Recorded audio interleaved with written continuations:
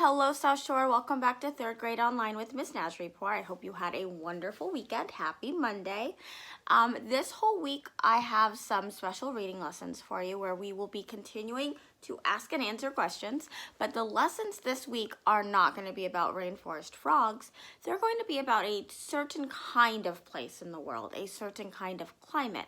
So this kind of ties into what you're going to be learning in science. I hope you check out those science videos that we'll be doing this week. The climate we're going to be working with, I'll give you one clue. Any idea? We're going to be learning all about the world's deserts this week.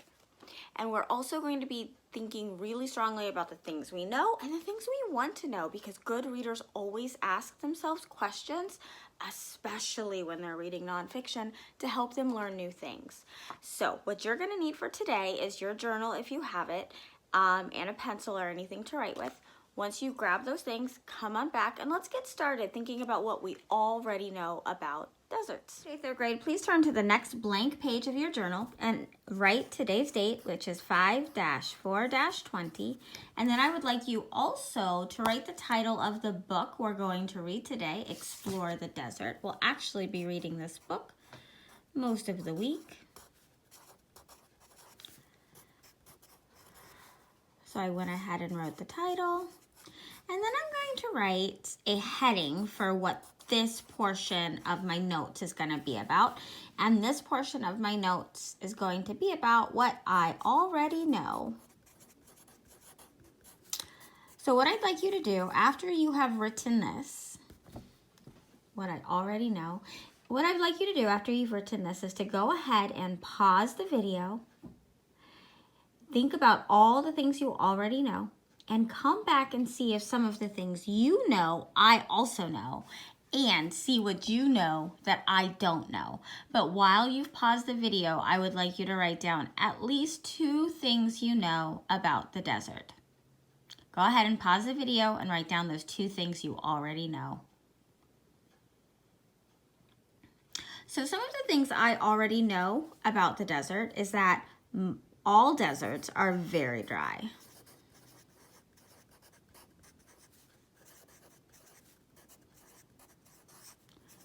I also know that deserts can be very hot.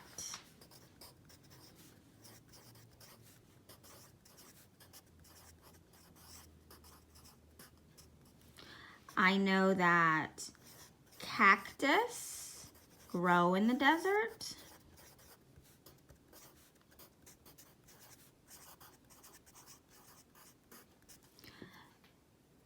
I know that some animals, like camels, live in the desert.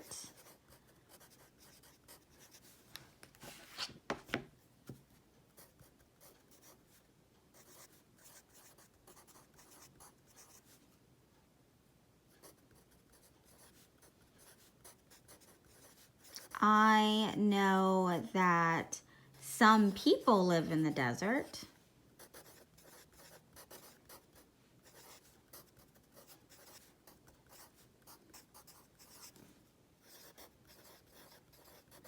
Let's think. What else do I know?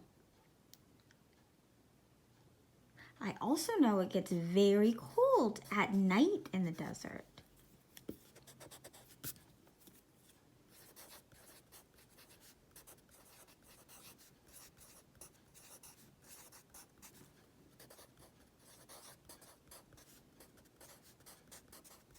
Oh, and one last thing I know about deserts. I know there are deserts in many different continents.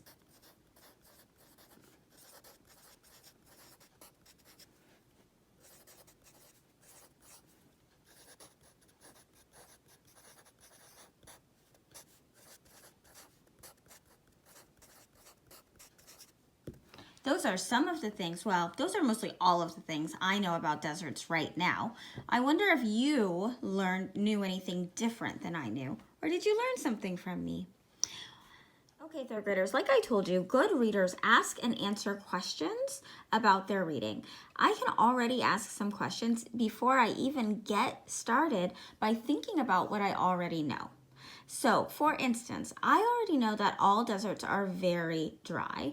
So a question I can ask is, does it ever rain?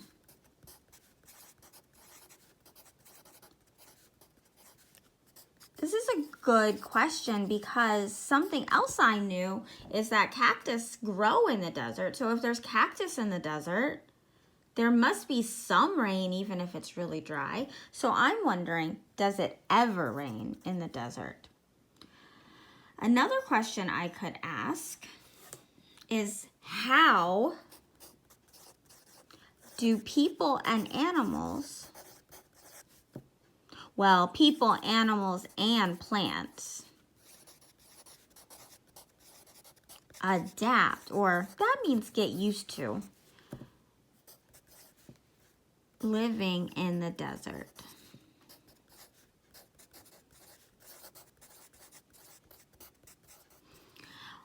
Another question I could ask is, are there deserts on every continent? I know there's deserts on different continents, like some in Asia, some in Africa.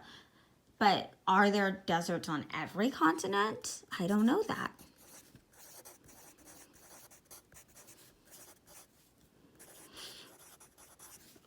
So what I would like you to do right now is what I just did. Turn some of your knowings into questions.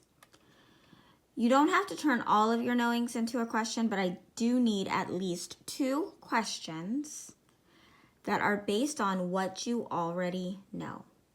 Once you've done that, come on back and we will get started reading the book together. Okay, 3rd graders, we're gonna get started reading the book. When you send me your work today, I will add some of the questions that you've already asked based on what you know about deserts, as well as some of the questions you're gonna get from the book that we read today to our chart here, so that we can work this week on trying to find answers to our questions. Okay.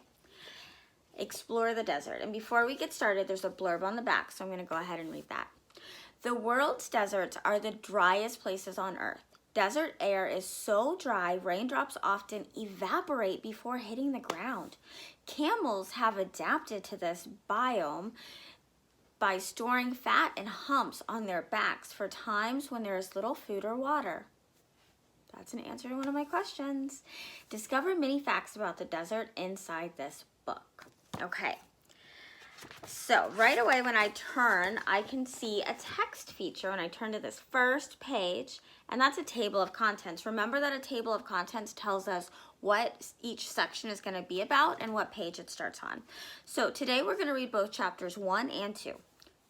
Chapter 1 is Dry Land, page 4. Chapter 2 is Desert Plants, page 8. There's also some text features to help us. There's a glossary on page 30. There's internet sites on page 31. Oh, I wonder if that'll give us more information about the text. There's read more, again, on page 31, and an index on page 32. Some information about the author on page 32. Also, remember that a glossary is the kind of text feature that gives us important information about the text by telling us what important bolded words mean. So it's kind of like a mini dictionary right inside the text.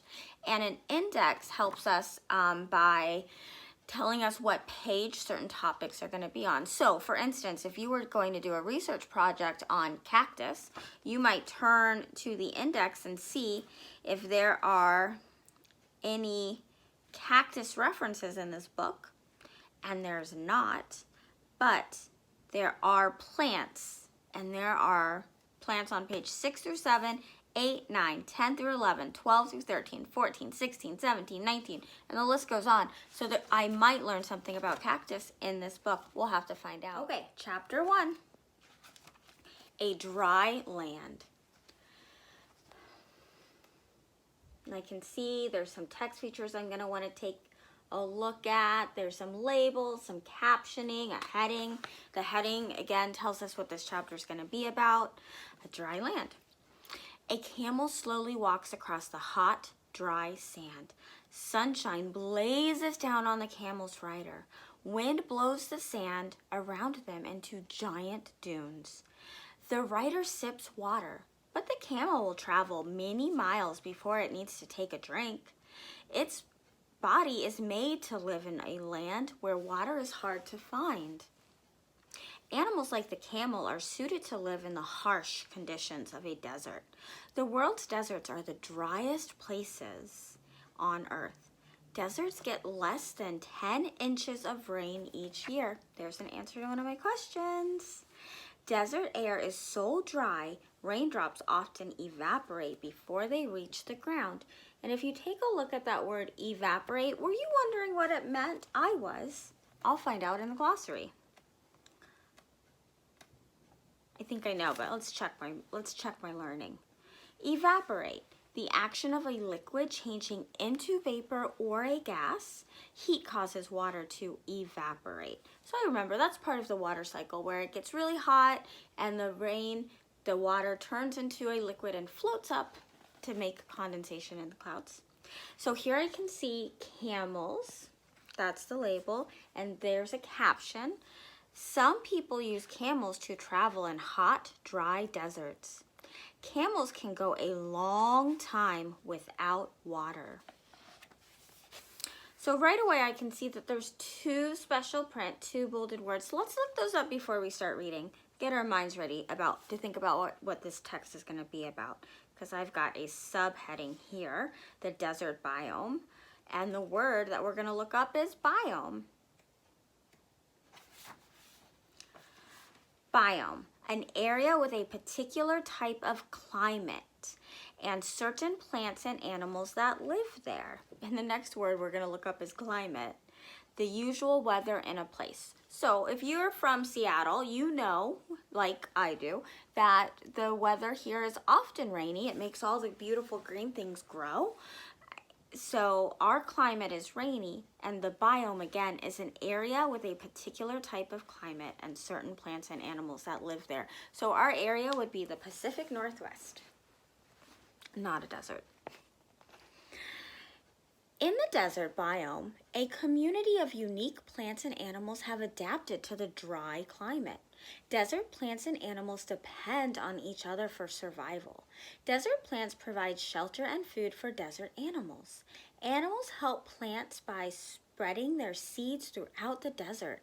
But some deserts have such harsh conditions that almost no plants and animals live there. So here's a really cute picture. You see those little owls and my fingers on it, but the caption says, the label says those are burrowing owls. The Atacama Desert in South America is the driest place on Earth. Rain might fall only once every 20 years. But not a lot of animals or plants live there, although you do see a picture of a plant there. I wonder how it survives. Desert areas. Here I see a map. That's another text feature. Deserts can be cold or hot. Did you know deserts could be cold? Andrew, did you know deserts could be cold? A certain place you would like to go, I think, might be a desert. Let's find out. Deserts can be cold or hot. Antarctica is a cold desert. Temperatures stay far below freezing in winter. Thick fur or feathers protect animals from the cold. In hot deserts, animals hide under rocks or in holes during the day. Plants have adapted to hot deserts too. The leaves of some desert trees curl up during the hottest parts of the day. They save water this way. And then you can see a map here. And everywhere you see in yellow, the key there, see, it tells me that yellow is for desert. So there is Antarctica and a bunch of other places, including some place right here in our own country in the United States. The field note says, where are deserts? Africa, Antarctica, Arctic areas, Asia, Australia, North America, South America. I see every continent. I see Africa, North and South America. I see Asia on the list. I see Australia on the list. I see Antarctica on the list, but I don't see Europe on the list.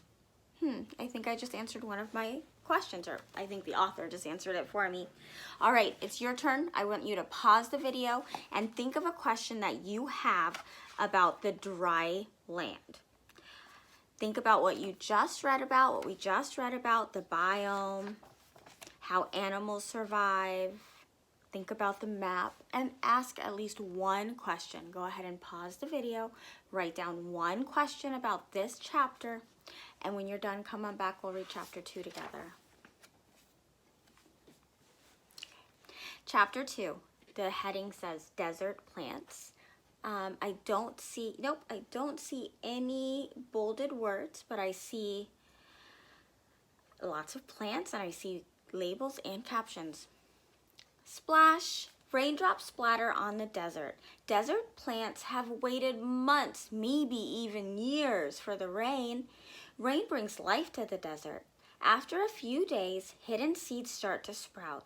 Soon, spiky spinifex grasses pop up from the ground. Cactuses soak up as much water as they can. In just a month, wildflowers cover desert hillsides. Bright blossoms sprout from thorny cactuses. Bees zip between flowers. Antelope nibble on new green leaves. Here you can see those spinifex grasses. And this is the ocotillo. I think I'm saying that right. And then the bright yellow flowers burst on a prickly pear cactus. So beautiful.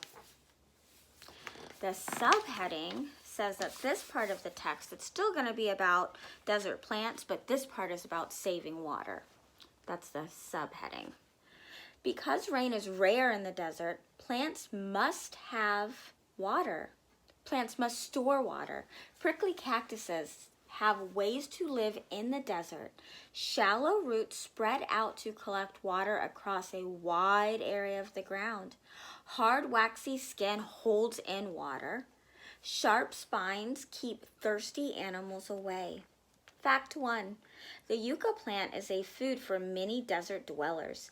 Jackrabbits nibble their leaves. Gophers eat their roots. Birds and mice snatch up yucca seeds. And this caption says, this sagora and other cactuses are a type of succulent plant. Succulents store water.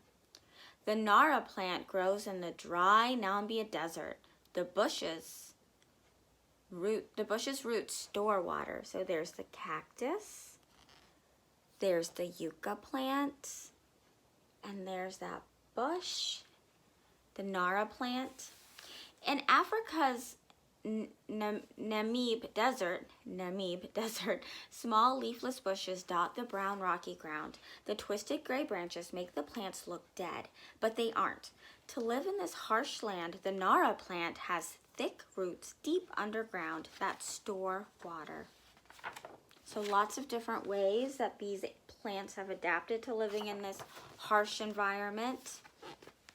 Finding water is the next subheading. Water in the desert doesn't last long. Blistering heat and sunshine quickly evaporate the water.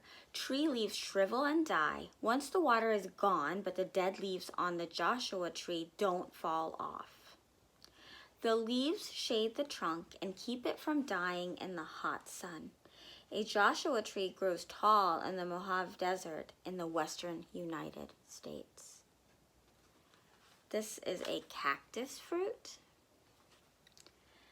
Mesquite tree seed pods.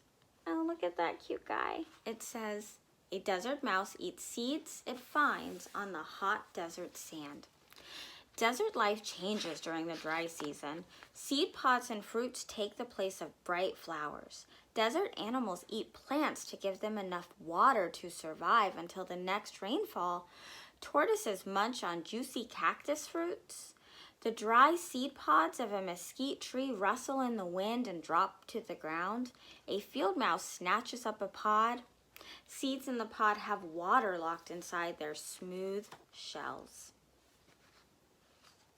Okay, what I would like for you to do now is to pause the video and write one question about chapter 2. Once you have written one chapter about question 2, you're done for today in reading. Now remember though, you needed to have written down some things you already know about deserts and then turn those things that you already know into at least 2 questions. And then after you've written those 2 questions, you also needed to write 1 question about the information in chapter 1 and 1 question about the information in chapter 2. So altogether, that's 4 questions. When you've written your questions, please go ahead and text or email them to your teacher. Please do it because I'm going to use those questions, hopefully, to add to our chart for tomorrow so that we can look to answer some of your guys' great questions. Can't wait to see what you wrote. Okay, 3rd grade, take care. Talk soon. Have a fantastic Monday.